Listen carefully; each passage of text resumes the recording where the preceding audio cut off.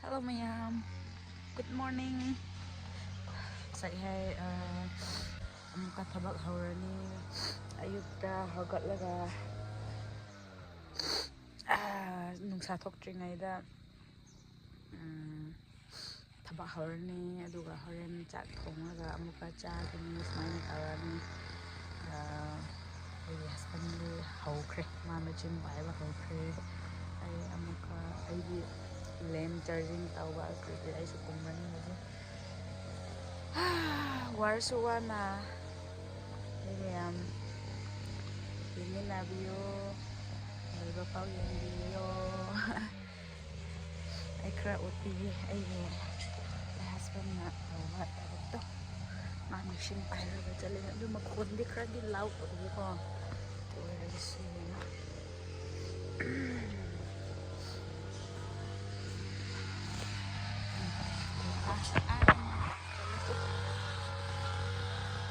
Hai, taruh madi.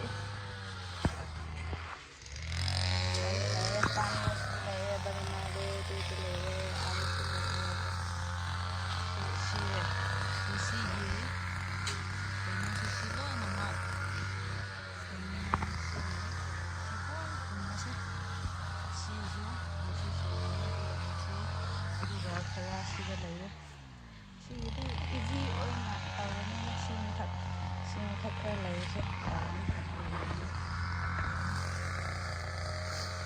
Bye. Mati adun ka kaya tawag diba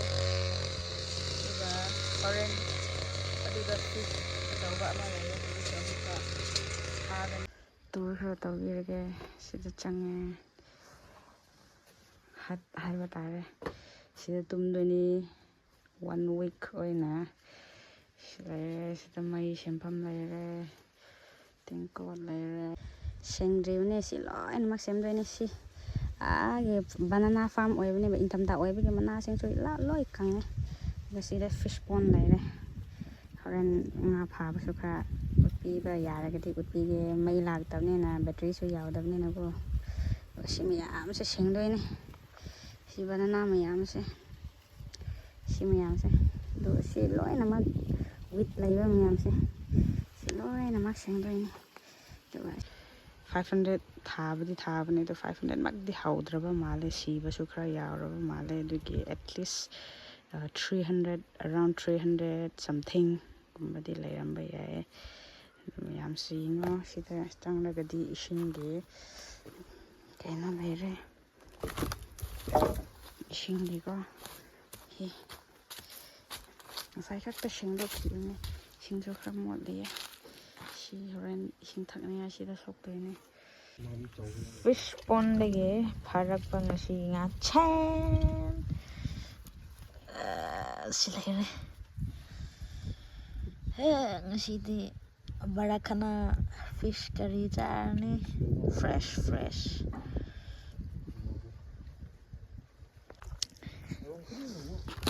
isingsu fresh kai isingsu utpige fresh ting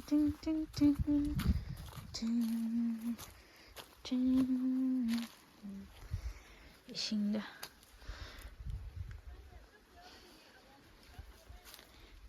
kyamuksha chawbane sige banana mayam sina ising pibane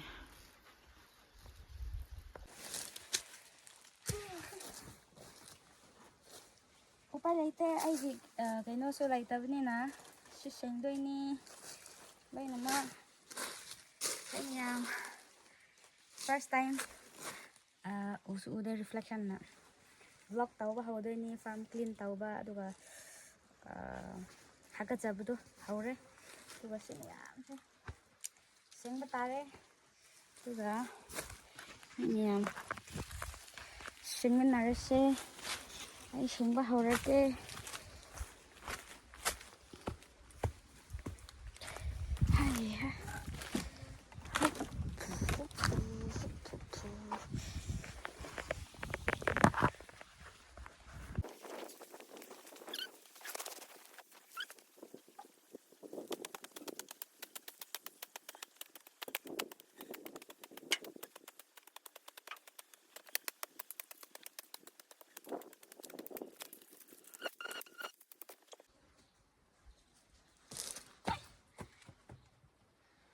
papaya. Papaya. Uti ke khoi ki papaya.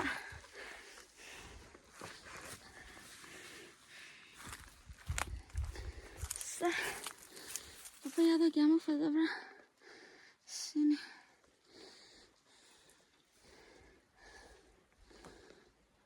Aigi height ga manai. Yam wang manate. Khoi ki papaya du fina.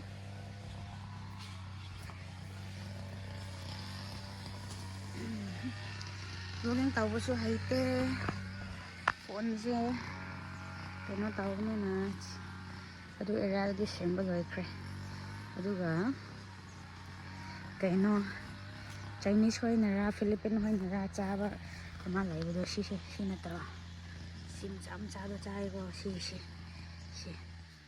De moi cham phut laga chaba male. De ai se horen yeng ba tare du su laiye. Adu ni su laiye. Shengbi kre hojiki khra phaza kre.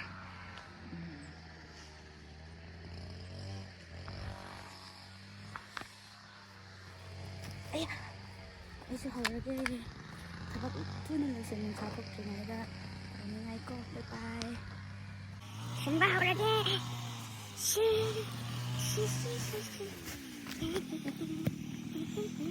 Koi gila phoi da pan ma hora. Gila da kha. To gila sing bi dam ni na yeng nam bi do. Nai se hora. Na sing bi dam ni. Sa. Ya. Yes na. Kami sa happy nang di. Purit hat raga. Si yang busi oi area se amuka pukri amuka se nai si di sen ro se area se pukri se mani nung si ame ro lai no ko na poi do sikha meter oi kami meter oi se indam da oi ni masak di lagi na tawe bunch tawe 1 2 3 4 5 6 7 8 9 10 number 8 koi di pana si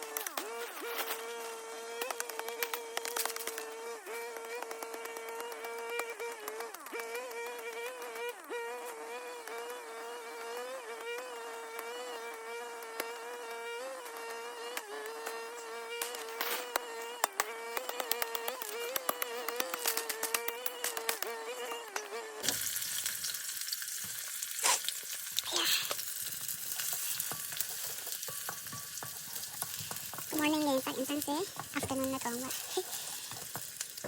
labo gi life to sini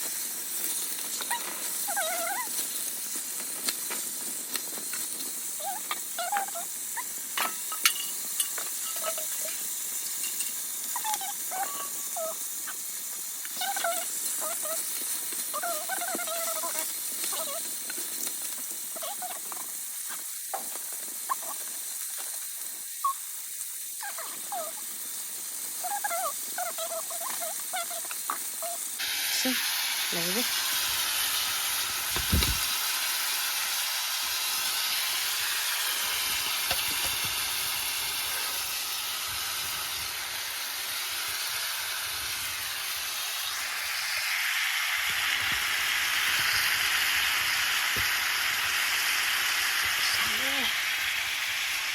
ꯁꯨꯃꯥꯏꯅ ꯊꯣꯡꯒꯅꯤ.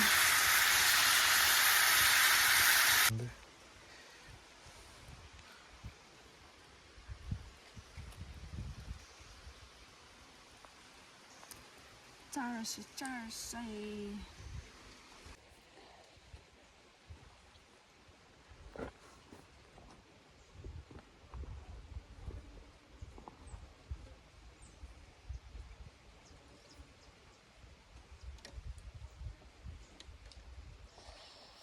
ꯍꯧꯔꯒꯦ ꯃꯌꯥꯝ. ꯄꯝꯀꯤꯟ ꯄꯝꯀꯤꯟ. ꯑꯁ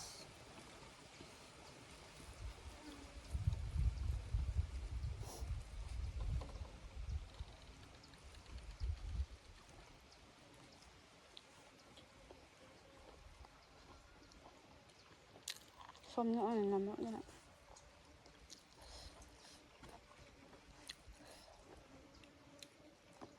음.